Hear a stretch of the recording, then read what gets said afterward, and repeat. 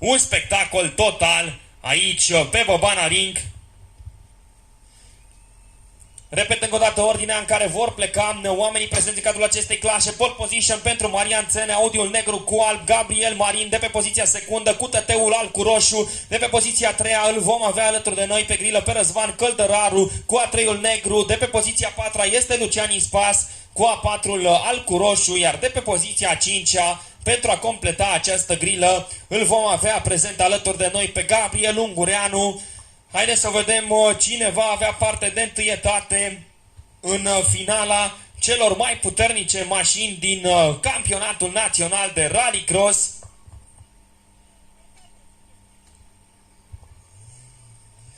Adrian Pavel, oficialul responsabil cu partea de start și de finish, face acolo o treabă excelentă, verifică toate centurile sunt fixate, că piloții stau bine acolo în mașina de concurs.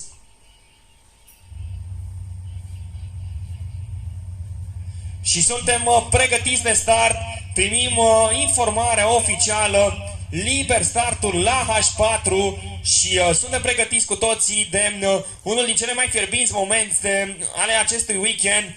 Haideți să vedem cine va avea parte de întâietate. Se va ridica acolo în cel mai scurt timp steagul României. Este foarte important această plecare pentru tot ceea ce se va întâmpla în cursă, iar noi suntem pregătiți, pleacă foarte bine acolo Gabriel Ungureanu, Căldăraru se bagă și el pe interiorul lui Marian Țene. Este posibil să avem parte de schimbare de lider, Ispas este prezent acolo pe exterior și se schimbă toate pozițiile. Iată, Țene rămâne în prim plan, reușește să urce pe poziția a doua, Lucian Ispas, excelentă plecarea pentru pilotul Câmpul-Lungean, pentru pilotul bucureștean, pardon, și rămânem alături de cei 5 sportivi. Țene este lider, Ispas încearcă să se apere în fața lui Căldăraru, Gabriel Marin cade de pe poziția secundă până pe poziția a 4-a, iar Gabriel Ungureanu rămâne acolo pe poziția a 5-a. Probleme, iată, pentru Ispas, Căldăraru în dreapta audiul la 4 și este nevoit să meargă pe Joker. Marian Țene rămâne pe turul principal și haideți să vedem cum vor arăta lucrurile la final de această tură. Avem Joker pentru Căldăraru, restul sportivilor au rămas pe parcursul normal. Țene este lider și pare ușor să se distanțeze. Pentru poziția secundă avem însă parte de un duel foarte intens între cele 3 audiuri pe care, iată, le avem pe această grilă. Marian Țene rămâne lider la finalul primului tur. Ispas este prezent pe poziția secundă și încearcă acolo să se apere cât poate de bine.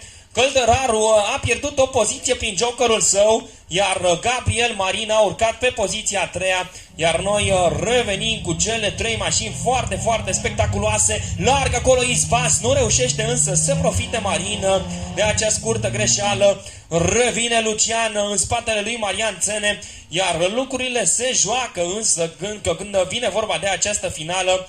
Și trebuie să nu uităm nici pe pilotul audiului A3, pe Răzvan Căldăraru. Acesta a fost deja prezent pe Joker, Lucian Ispas și Gabriel Marin se duc și ei pe turul mai lung. Este larg acolo Ispas, însă acesta încearcă să revină rapid și da, păstrăm aceeași ordine în momentul în care ne aflăm în turul al doilea al finalei de la H4. Țene este lider incontestabil și un ring păstrat pentru el va însemna o nouă victorie. Duelurile însă se dau acolo pentru ultimele poziții de pe podium, iar Ispas se apără momentan în fața de Gabriel Marin, iar Răzvan Căldăraru nu este nici el foarte departe de sportivii aflați în zona de vârf a acestei categorii. Gabriel Ungureanu rămâne din păcate în spate cu modelul Ford Fiesta, așadar lucrurile rămân între mașinile cu tracțiune integrală pe care le vedem în cadrul etapei a 4-a a campionatului național de rallycross. Țene așadar este lider incontestabil. Să vedem când va alege Marian să meargă pe Joker. Nu se întâmplă în acest aspect în turul pe care l-am văzut acum în fața noastră.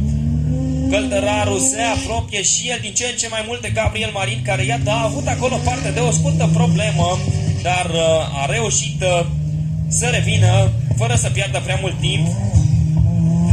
Rămânem alături de liderul acestei competiții. Marian Țene vine din nou pe linia de start sosire și pare să aibă parte de un avans considerabil. Bătălia însă continuă pentru locurile 2, 3 și 4. Lucian Ispas impune un ritm bun acolo, iar Gabriel Marin, respectiv Răzvan Căldăraru, sunt prezenți și ei aici pe linia de start sosire și treptat pot forma un duel. Rămâne să vedem care vor fi rezultatele de aici de la H4. Ispas a ajuns în zona virajului de dreapta. Lucrurile s-au liniștit acolo un pic pentru poziția a treia. Marin a reușit să se mai depărteze de pilotul fără cric. Este vorba de Răzvan Căldăraru. Asta este porecla lui. Și iată avem Joker Lap și pentru liderul acestei finale este vorba de Marian Țene. Merge fără probleme însă pilotul Ibito până acea zonă. Iar pentru campionul sezoanelor 2021 respectiv 2022 nu par a fi probleme în această finală. Mai avem încă 2 tururi de parcurs în această manșă. Vin în continuare aliniați acolo Marian Țene și iată pierde spatele liderul acestei curse. Cumva reușește Țene însă să mențină mașina pe circuit, dar a fost acolo aproape de tot Marian să piardă tot ceea ce a construit în cele 4 tururi. La limită de malurile circuitului, liderul acestei curse. Da, Marian Țene forțează în continuare și ne arată că nu este deloc ușor să te afli în vârful clasamentului când vine vorba de această finală de la H4. Lucian Ispas este prezent pe poziția secundă și reușește să-și mențină ritmul său. Și Gabriel Marin pare să se fi distanțat acolo când vine vorba de parcursul său. Și da, iată, Țene demonstrează prin turul său precedent că se merge în continuare foarte, foarte tare în această clasă. Presiunea este mare și nu poți să ridici foarte mult din pedala de accelerație, deoarece imediat se va afla acolo cineva în spatele tău pentru a scura poziția. Ispas este prezent pe 2, mai are un singur tur pentru a obține un rezultat pe care și-l dorea mult în cadrul acestei clase. Lucian, să nu uităm, revine după o pauză importantă în rigolile campionatului național de rallycross. Iată însă că pregătirea urgentă realizată la această mașină dă rezultate exact atunci când trebuie în finala aceasta de la H4.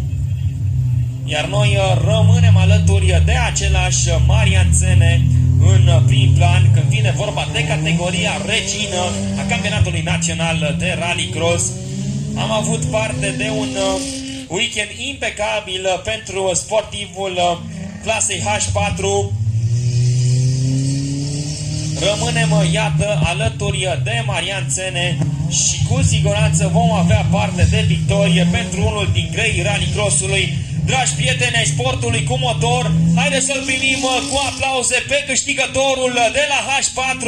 Marian Țene se impune și iată reușește să obțină victoria la pas. Lucian Ispas încheie pe poziția secundă, în timp ce pe locul al 3-lea îl avem alături de noi pe Gabriel Marin într-o cursă. Îi revine lui Gabriel Marin!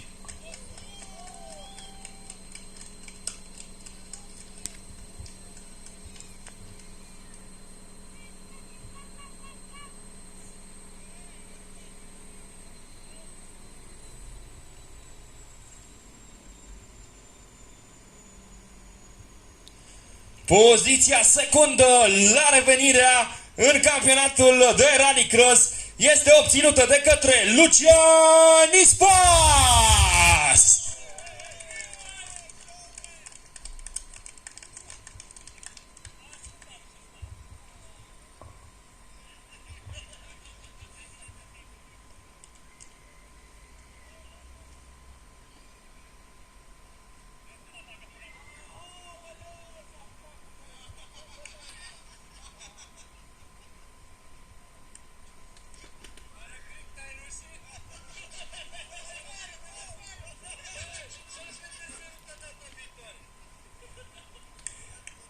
Iar victoria la H4 merge către Marian Țene!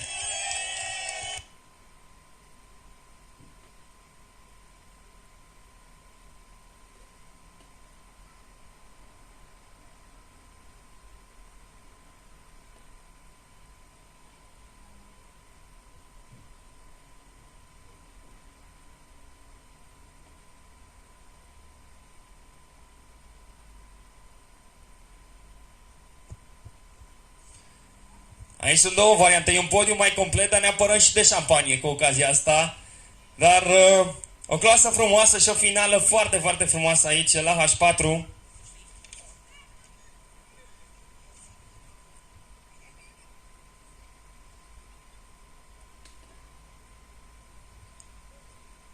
Haideți cu aplauze pentru sportivii de la H4.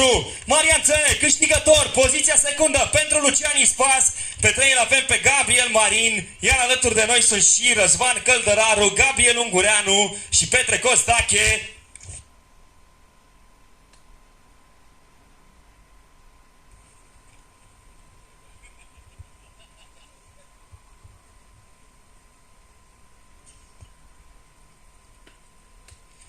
Mergem acum și către categoria feminină a campionatului național de rallycross.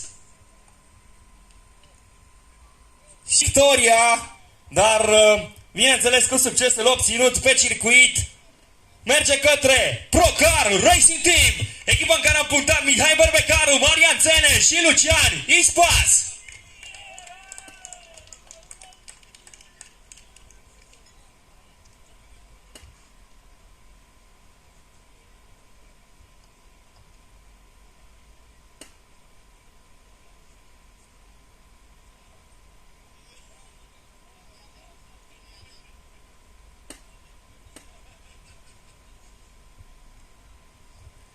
Le mulțumim echipelor noastre, cele care fac show-ul mai frumos, și dacă toți sunt